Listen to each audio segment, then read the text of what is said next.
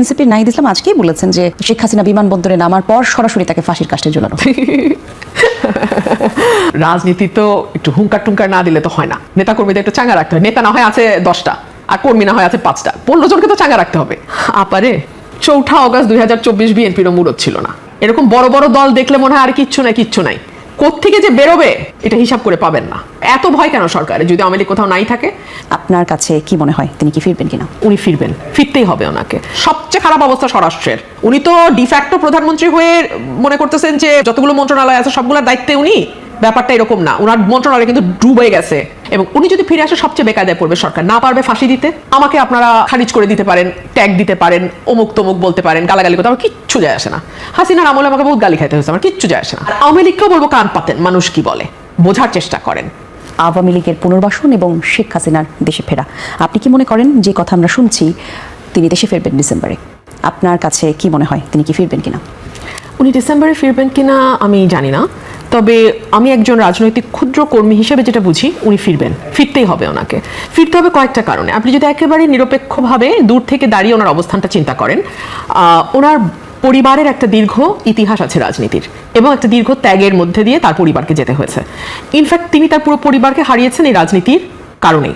তার সঙ্গে জড়িয়ে আছে তার পরিবারের সঙ্গে তার আরো বৃহৎ পরিবার, তার দল, যেই দলটিকে একেবারে ভেঙে চুরে যাওয়া অবস্থায় 75 থেকে 80 তিনি 81 সালে ফিরে এসে হাল ধরেছিলেন। এবং 81 থেকে 26 ছেচল্লিশ বছর উনি এই দলটার প্রধান হিসেবে মাঠে, রাজনীতির মাঠে, সংসদে, রাষ্ট্র ক্ষমতায় এবং বিরোধী দলে থেকে লড়াই করেছেন।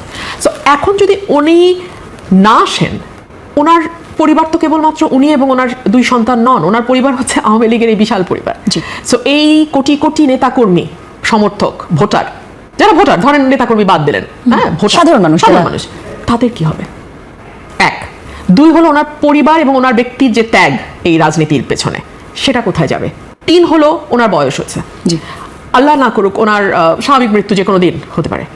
বিদেশের মাটিতে যদি ওনার মৃত্যু হয়, that is the end of the story. মানে ওনার রাজনৈতিক জীবন, ওনার দলের ভবিষ্যৎ, সবকিছুর উপরে that will be the last nail in the coffin.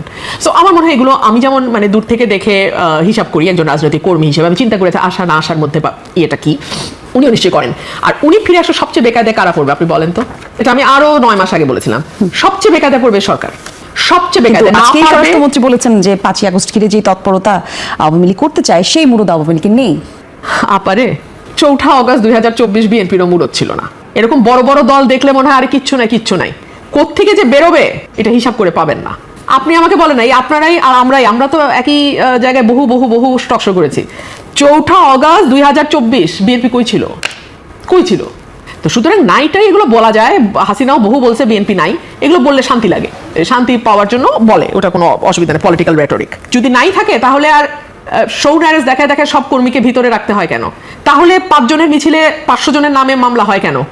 কেন আমার এলাকায় যেই ছেলেটা হয়তো দল কোনোটাই করে না, হাসের ইলেকশন করেছে আমার সাথে, তার নামও আওয়ামী লীগের মধ্যে ঢুকায় দিয়ে মামলা দিতে হয়? এত ভয় কেন সরকারে যদি আওয়ামী লীগ কোথাও নাই থাকে? তো ওগুলোর জব আমি দিতে চাই না। আর স্বরাষ্ট্রমন্ত্রীর বরং ফোকাস করা উচিত ওনার নিজের মন্ত্রণালয়। সবচেয়ে খারাপ অবস্থা স্বরাষ্ট্রের। উনি তো ডিফ্যাক্টো প্রধানমন্ত্রী হয়ে মনে করতেছেন যে বাংলা মানে যতগুলো মন্ত্রণালয় আছে সবগুলোর দায়িত্বে উনি। ব্যাপারটা এরকম না, ওনার মন্ত্রণালয় কিন্তু ডুবে গেছে। He better focus on his own মন্ত্রণালয়। তো যাই হোক, আমি যেটা বলতেছিলাম যে ওনার এই সকল কিছুর হিসাব ওনার কাছেও নিশ্চিত আছে। এবং উনি যদি ফিরে আসে সবচেয়ে বেকায়দায় পড়বে সরকার। না পারবে ফাঁসি দিতে, না পারবে কারাগারে নিয়ে নিরাপদ অবস্থায় রাখতে। এই জায়গায় একটু আপনাকে কাটলাম, ফাঁসির কথা বললেন তো। এনসিপির নাহিদ ইসলাম আজকেই বলেছেন যে শেখ হাসিনা বিমানবন্দরে নামার পর সরাসরি তাকে ফাঁসির কাস্টে ঝোলানো। শুনেন, রাজনীতি তো একটু হুঙ্কার টুঙ্কার না দিলে তো হয় না। নেতা কর্মীদের একটু চাঙ্গা রাখতে হয়। নেতা না হয় আছে 10টা আর কর্মী না হয় আছে 5টা, 15 জনকে তো চাঙ্গা রাখতে হবে। সেটা নিয়ে আমার কোনো বক্তব্য নাই। আমি সাধারণ মানুষের কথা শুনতে চাই, সাধারণ মানুষ কি বলে, কি ভাবে। আপনারাও কান পাতেন, আমি পলিটিক্যাল পার্টি সবগুলোকে বলবো আপনারা কান পাতেন, আপনারা দেখেন সাধারণ মানুষ কি বলে। আমার কথা আপনাদের তিতা লাগবে, আমাকে আপনারা খারিজ করে দিতে পারেন, ট্যাগ দিতে পারেন, অমুক তমুক বলতে পারেন, গালাগালি করতে, আমার কিচ্ছু যায় আসে না। হাসিনার আমলে আমাকে বহুত গালি খাইতে হয়েছে, আমার কিচ্ছু যায় আসে না। কিন্তু মানুষ কি বলে এটা কান পাতেন। কেন পাতেন? আমি এনসিপিকেও বলবো, বিএনপিকেও বলবো, জামাতকেও বলবো, কারণ মানুষকে ঘিরে আপনাদের কাজ। আর আওয়ামী লীগকেও বলবো কান পাতেন, মানুষ কি বলে বোঝার চেষ্টা করেন। আপনারা যে যখন ক্ষমতায় থাকে সে কিন্তু মানুষের পালসটা বুঝতে পারে না বলেই 5ই অগস্টের মতো ঘটনা ঘটে।